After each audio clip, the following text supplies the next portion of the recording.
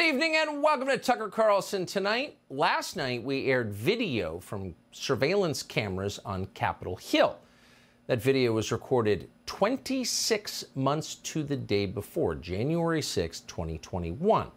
And for 26 months, that footage was held from the American public. The January 6th committee made certain.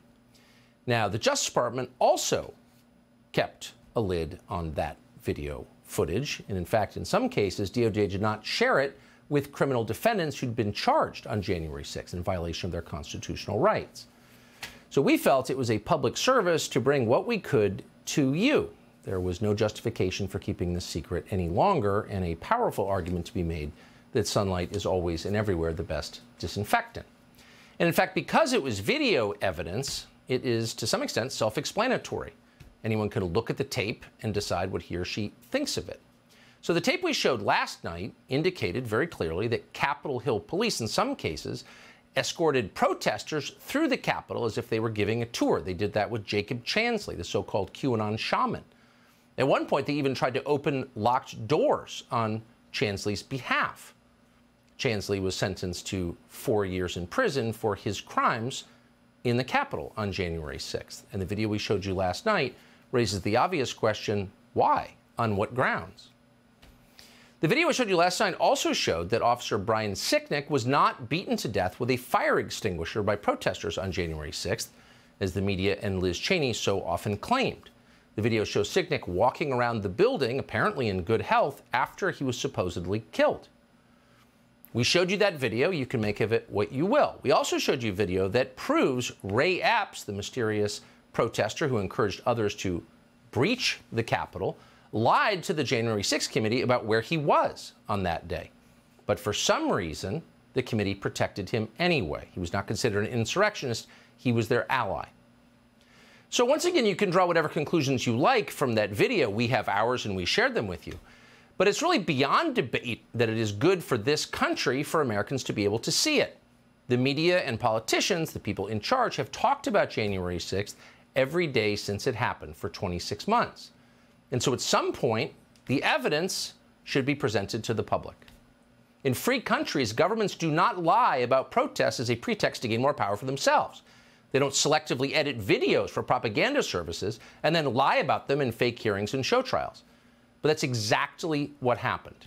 And every member of Congress should ask why that happened.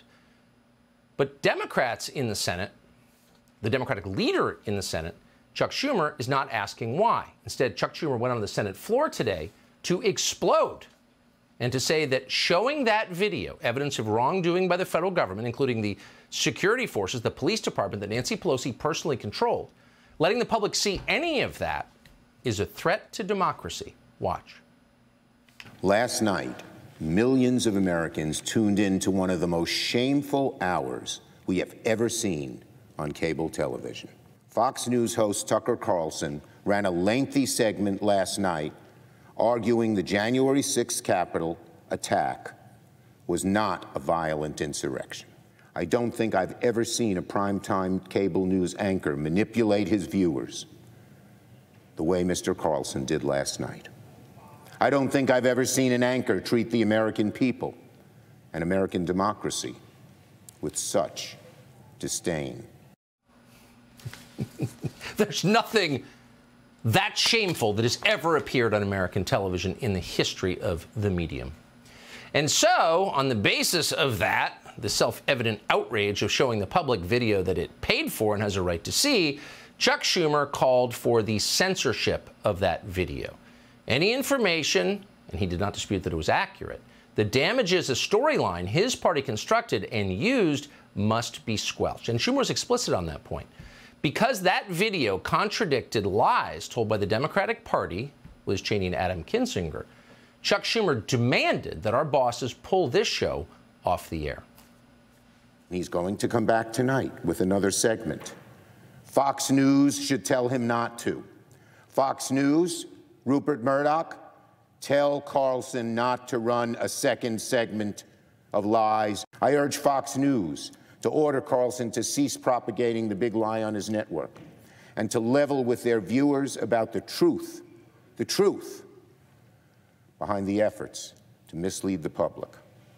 Conduct like theirs is just asking for another January 6th to happen. It's a threat to democracy. Pull him off the air. A couple of obvious observations. You don't often see the Senate Majority Leader openly call for censorship on the floor of the Senate, as if that was totally normal and didn't contradict the spirit and the letter of the First Amendment, but of course it does. But what's really happening here, what you're seeing is hysteria, the overstatement, the crazed hyperbole, the red-in-the-face anger. What is that? Well, it's not outrage, of course, it's fear, it's panic. Those videos, which we did not retouch, which we brought to you after running everyone by the Capitol Police to make certain that we didn't imperil anybody, and we told you that last night, those videos touch a nerve because they're a threat to the lies that Chuck Schumer has been telling for the last 26 months, and not just Chuck Schumer. We should also tell you that Chuck Schumer, the Senate Majority Leader, was joined in this outrage by the Senate Minority Leader, and that would be a Republican, Mitch McConnell. And they were joined by a cascade of other Republicans, Thom Tillis from North Carolina, Mitt Romney from Utah, all sharing the same outrage. And from this, we learn two things. One, you're getting close to what they really care about. And you have to ask yourself, why? Why is it so important that they would degrade themselves by telling such obvious lies and calling for censorship? Why? What are they trying to protect? That might be worth exploring, and we plan to. And the second thing that we learned from this is that they're on the same side. The Senate Majority Leader joins the Senate Minority Leader. Thom Tillis, Mitt Romney. They're all on the same side. So it's actually not about left and right. It's not about Republican and Democrat. Here you have people with shared interests. The open borders people. The people like Mitch McConnell who are living in splendor on Chinese money. The people who, underneath it all, have everything in common, are all aligned against everyone else. And that would include almost all news organizations in this country as well. And so if you're watching this at home, it might be kind of interesting to keep a list. Because one thing we learned today is that they're all in agreement with each other. They kind of outed themselves. They sort of showed their membership cards in whatever club this is to the public. So keep a list. If you want to know who's actually aligned, despite the illusion of partisanship, we found out today. We have a little more tape for you tonight. So if you take 3 steps back, you may notice that the one person, really, who was never blamed for anything that happened on January 6th was the very same person who was in charge of the police force, the Capitol Hill Police, that was charged with securing safety on January 6th. And that person was Nancy Pelosi. So if there was a security failure on January 6th, and demonstrably there was, that was probably Nancy Pelosi's fault.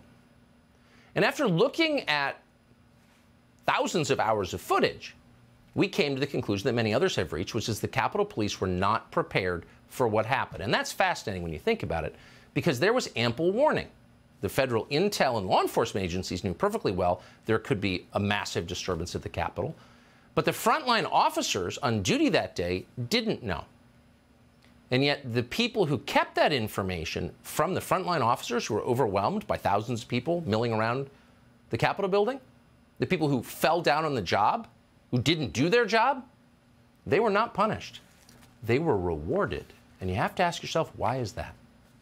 Subscribe to the Fox News YouTube channel to catch our nightly opens, stories that are changing the world and changing your life.